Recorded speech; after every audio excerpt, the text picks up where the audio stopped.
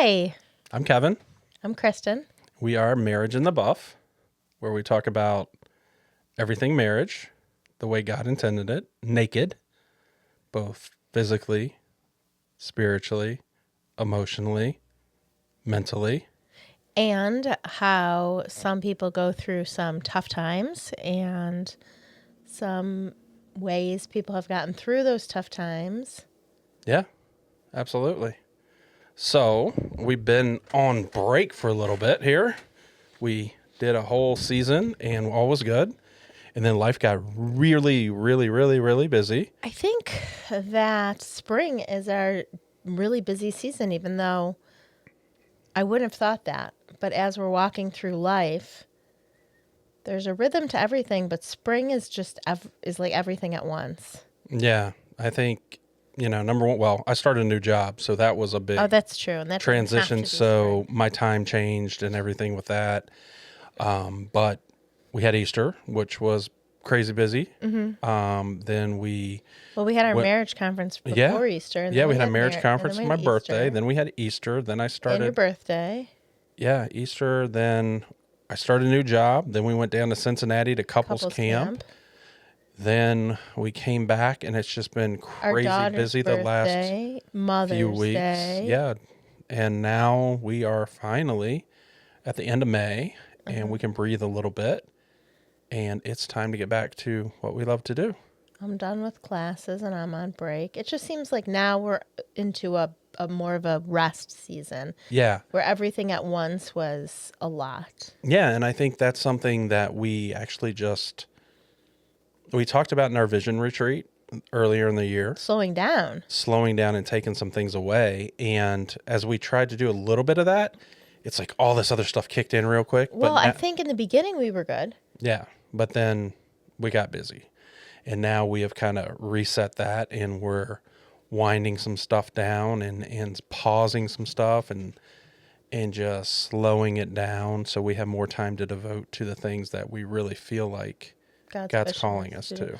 The thing that I thought the other day, which is funny you just said that, is someone said, "How's it going? How are you guys?" And you're like, "Busy, busy." Yeah. And I was thinking last year when we were walking through the spiritual disciplines Mm-hmm.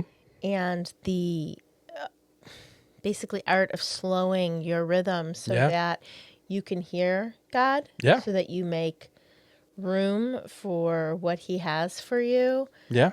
That one of the things I didn't want to answer when someone asked, "How are things going?" is busy. Yeah. And then I heard you say that, and it intentionally, it reminded me of Yeah. that specific thing.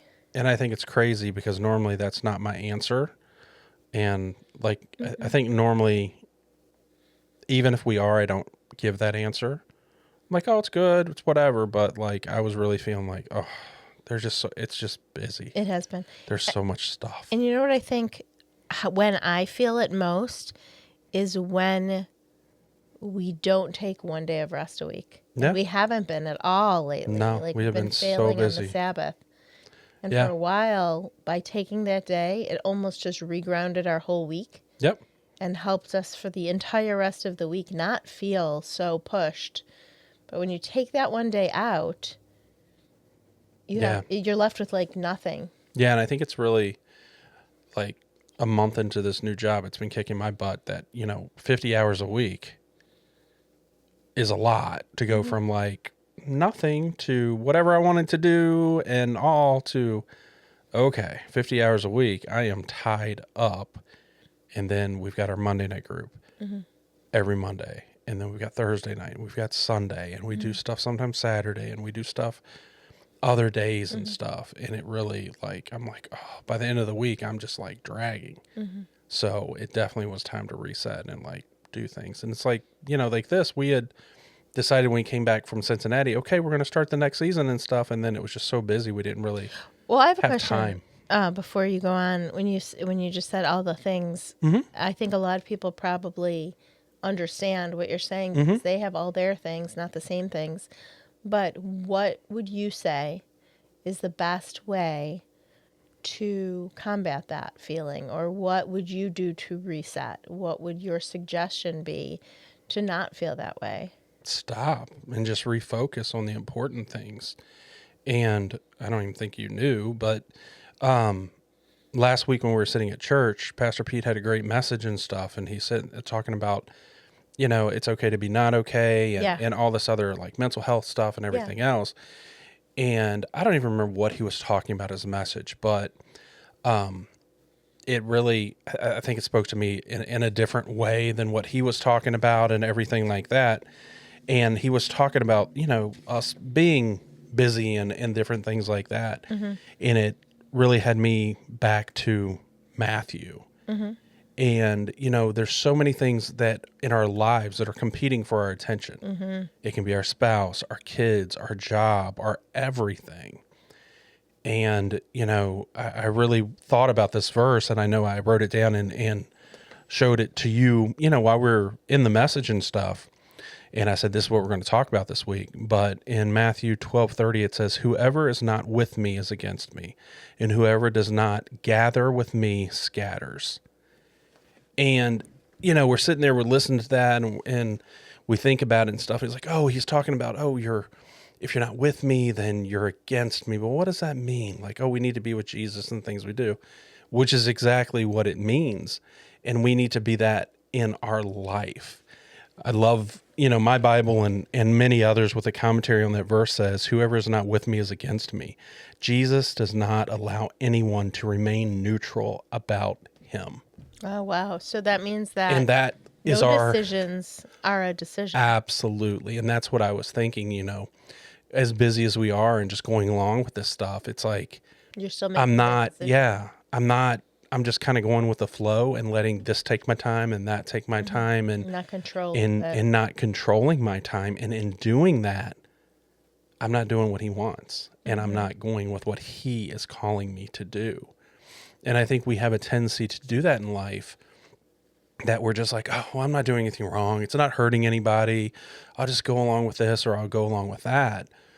But if we're not going along with him and his plan and what his plan is for us, what his plan is for all of us to become more like him, to share him with others and everything, then we're against him. Yeah.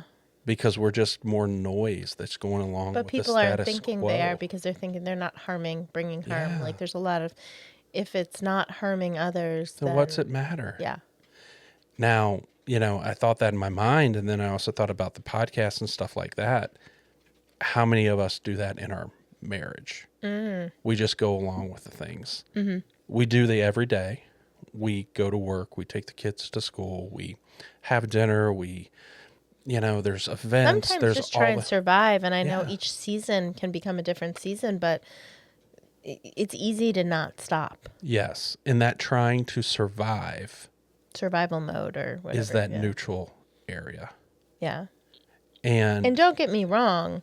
It doesn't mean that if you're overwhelmed, it's always an easy place to get out of. No, and it's not. It's not an easy place to get out. Because there will be seasons. I think we all will be, even if we try hard not to. Yeah, but I think the big thing is that we love that neutral position.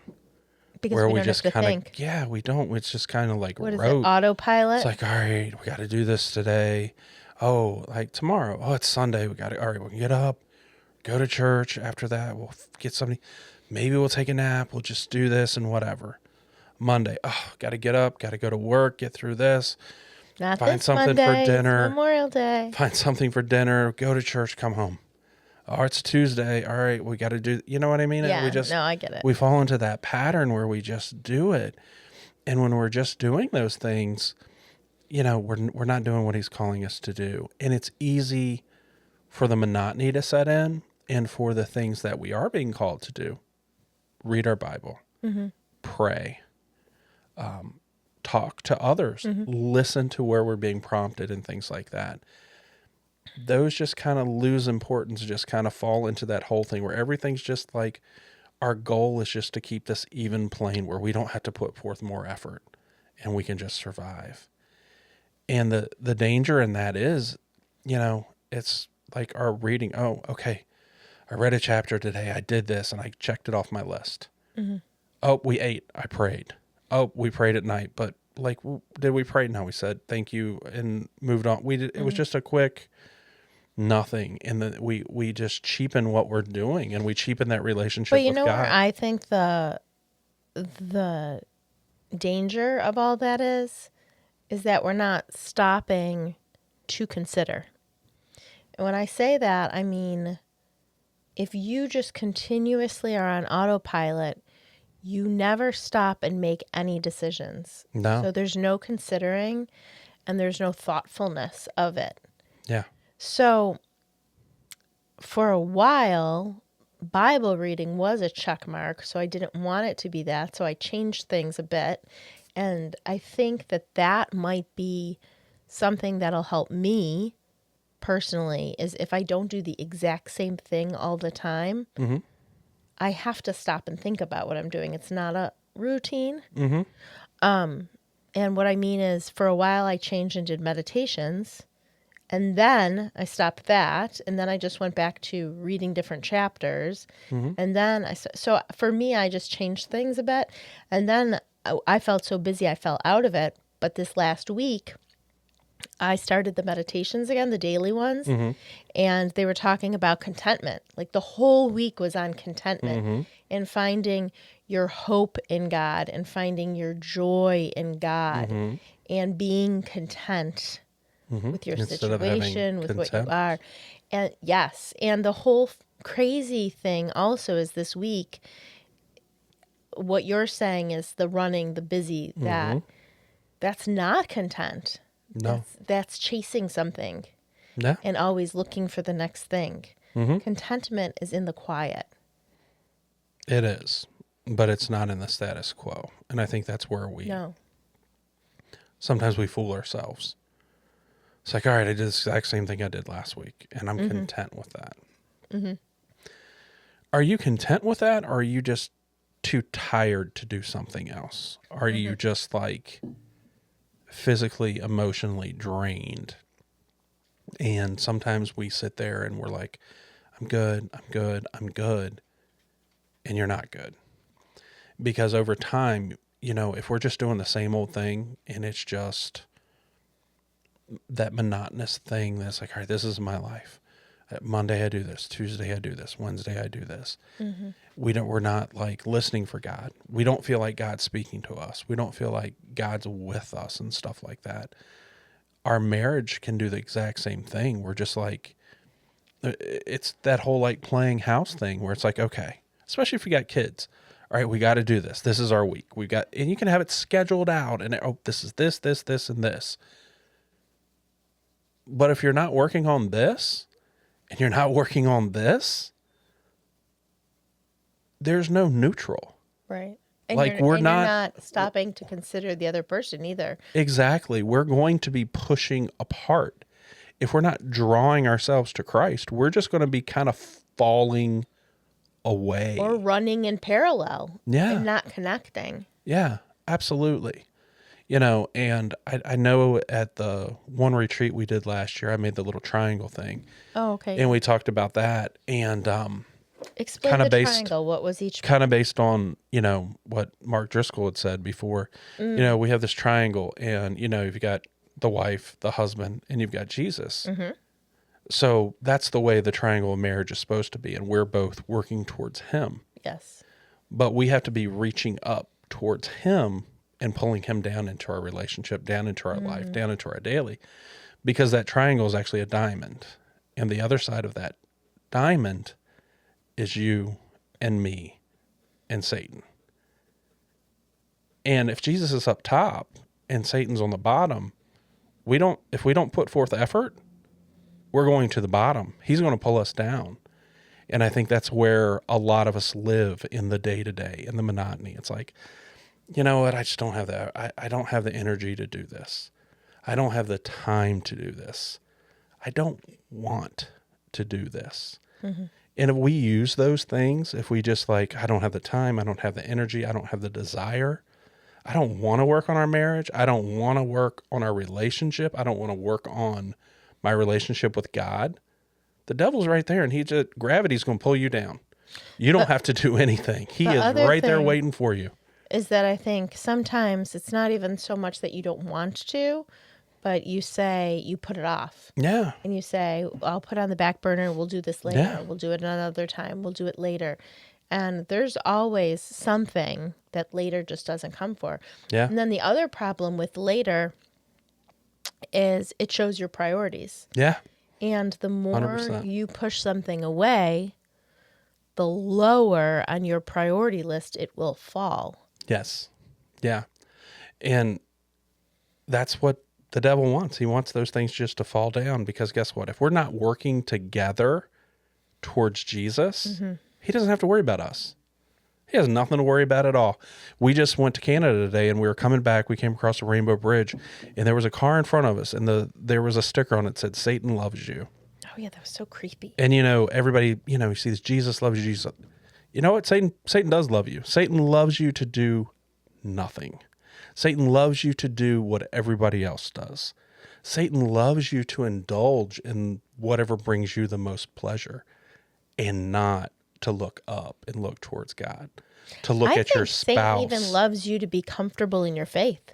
Like to say, that's good. Be comfortable. Yes. You're fine what you're doing. Yes. Don't strive for more. You're good. Yes. Like, I think he's okay with people feeling comfortable in their routine, comfortable going to church on a Sunday and just continuing on their life and getting nothing out of it, and being that lukewarm church that Jesus speaks of in the Bible.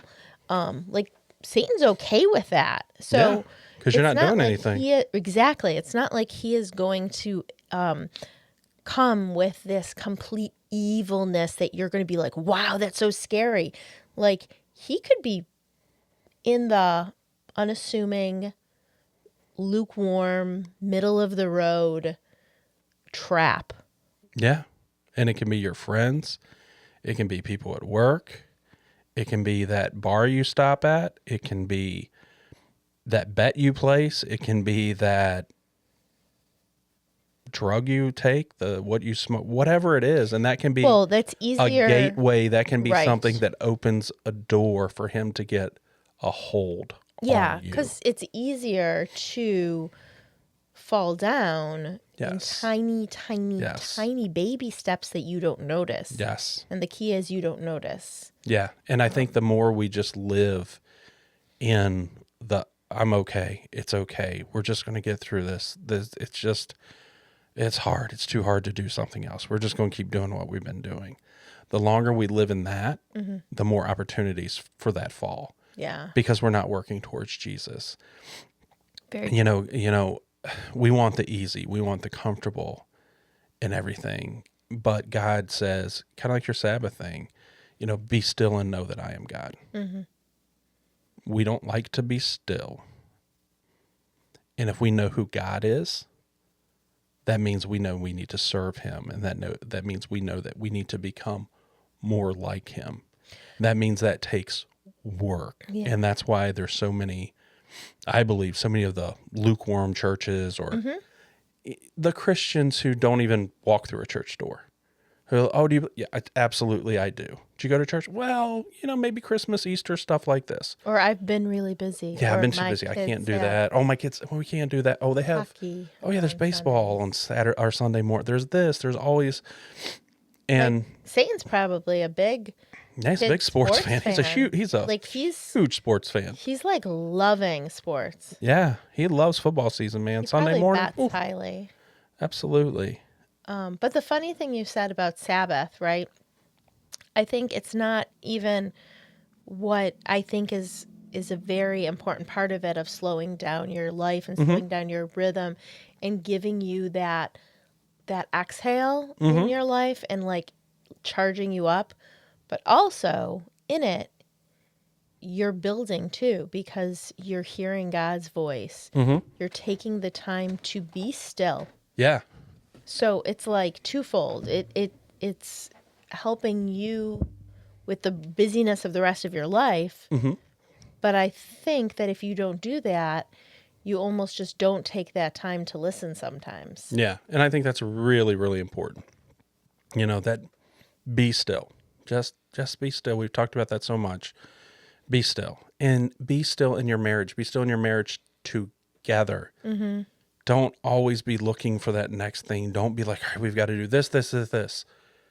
There are seasons when we need just to be still and ask God what he wants to say to us. What is his plan for us? We talked about that in premarital, that, you know what, it doesn't matter who you are, how long you've been married, whatever. God has a unique plan for your marriage that only the two of you can accomplish together. Now, he can accomplish that. Yeah, don't mistake no it that what. he needs you to accomplish that. But you need one another to accomplish the mission he has for you.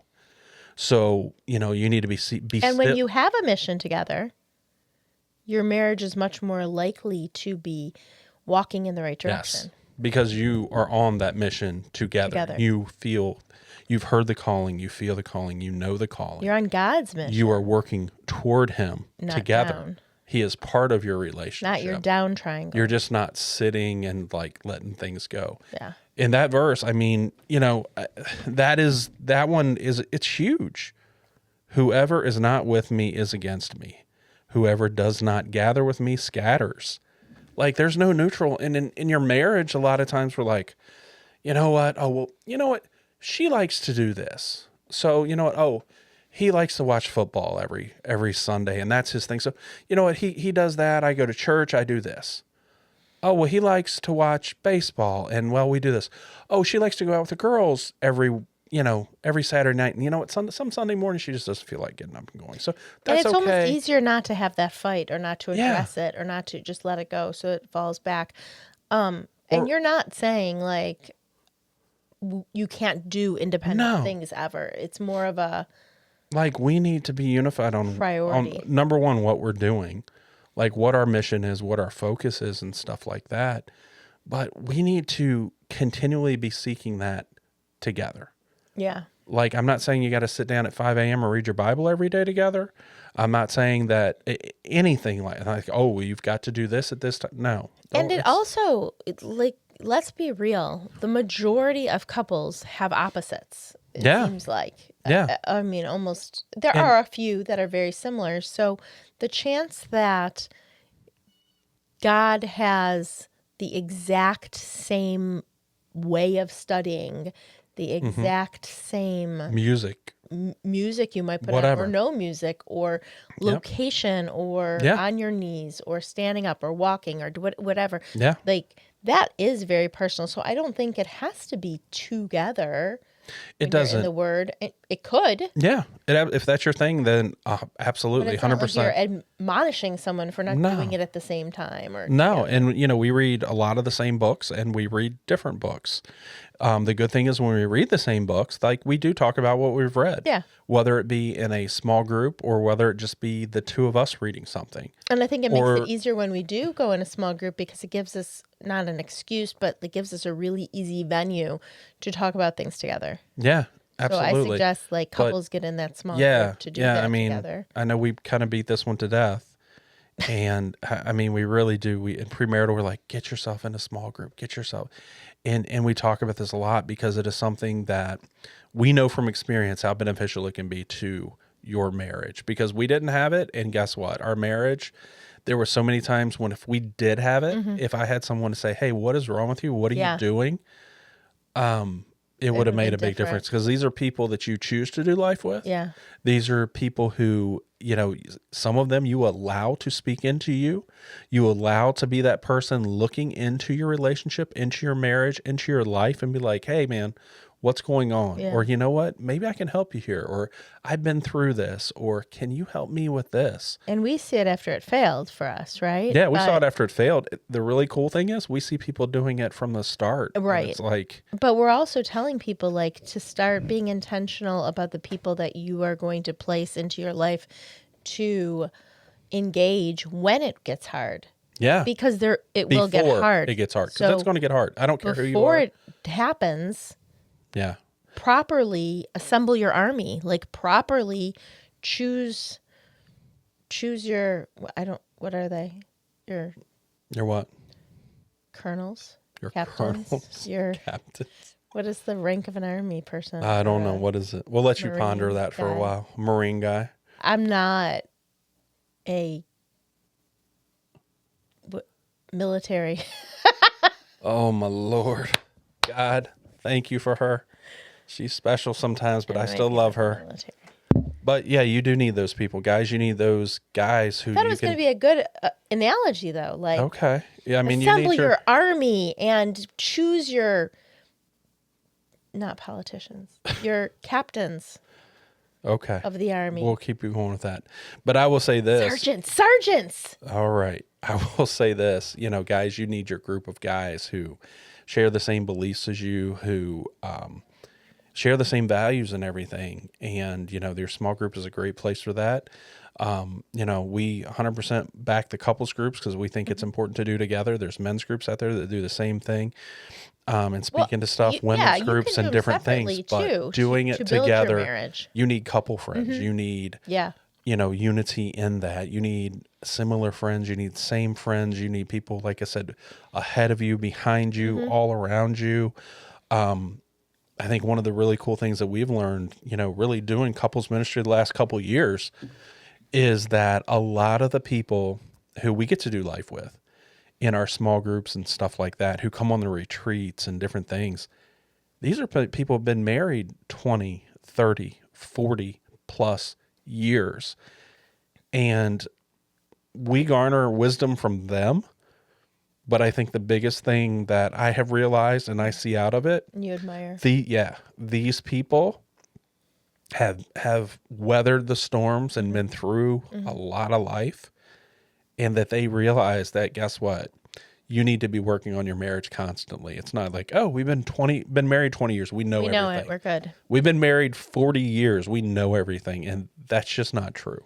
Yeah, I think it's encouraging that people are still willing or needing or, you know, devoting the time to work on their relationship, to build relationships with others, and to intentionally devote time to their marriage. Yeah, and I think that goes with this verse. Like, either they're for me or against me. So if you're for God in your marriage, which he designed, if you're working towards becoming more like him, Christ-like, which we're not going to do here on earth, and I think that's why the marriage is such a great analogy. We're always changing and morphing and refining ourselves, and we're becoming better people. I'm becoming a better husband. You're becoming a better wife. And in that, you know, we see Jesus more and more in one another, because that is the end goal. Marriage, so many people see marriage as the goal. Marriage isn't the goal. Marriage is like the starting line of the goal, because it's what refines you and defines you so much here on earth. Yeah, and God will build us in our struggles. Yeah, absolutely. And you know what?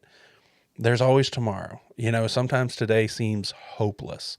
Sometimes today seems like, man, I screwed up so much, or you screwed up so much that this is just not worth it. And emotionally tiring, and you might feel on autopilot, but the problem is you can't live in that season. Yeah, and when that is the case, those days, that's when the devil's right there to pull you down. And some days he doesn't even have to pull you down. You just kind of like collapse and fall down.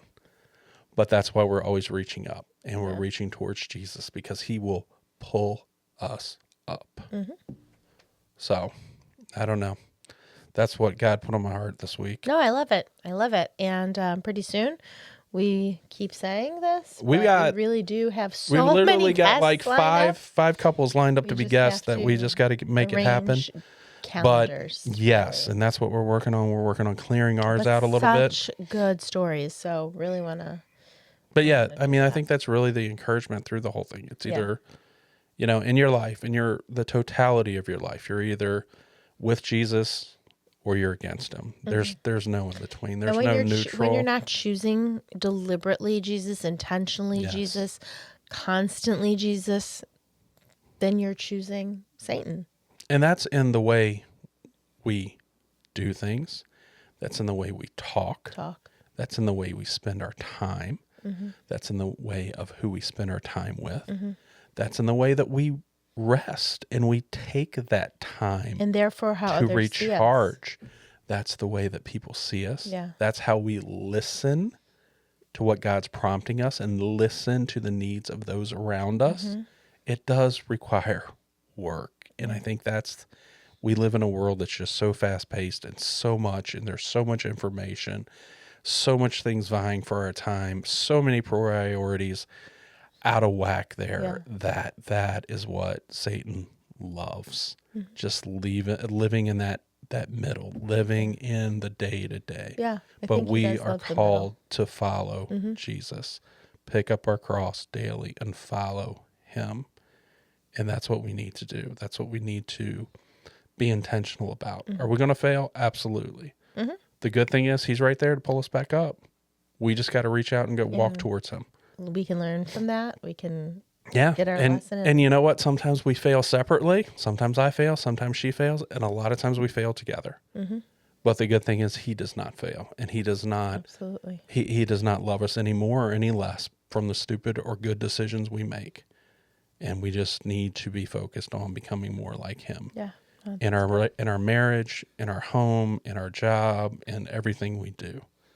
And, he has a unique plan for each and every one of us, for each and every one of our marriages. And we just need to work toward it. All right, guys. So we made it through. Yeah. And we'll be back next week. But have a wonderful week. Yeah, have a great week. Enjoy Memorial Day enjoy Memorial Day. This, so. Some of y'all we will see for Memorial Day.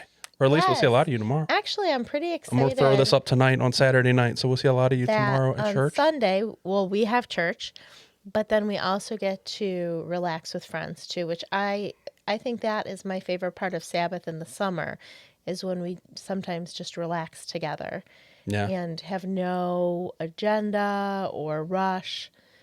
Because it's not like Sabbath has to be you alone in a room. Like, it doesn't have to be. Yeah, we did one last year where we had, I don't remember how many people we had. We had a bunch of couples, and it was from like noon till like 10:30 at night, and it was great. It was one of our most relaxing days of summer, really. We ate, we laughed, we played games, and it was wonderful. And it really did recharge, I think, everyone there, and it was great.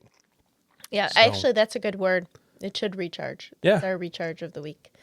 It's because we need that. It's like that electric car you saw plugged in today. The Jeep.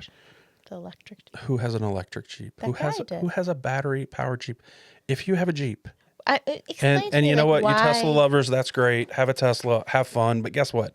If you have a Jeep that is made to go off road, not a Jeep that these girls buy and these guys with their little fancy whatevers, they buy that they have never taken off the road. The point of a Jeep is to go off the road, but maybe it's not to put it in the mud, to climb something, to do something. And you can't do that when you have to plug your Jeep in.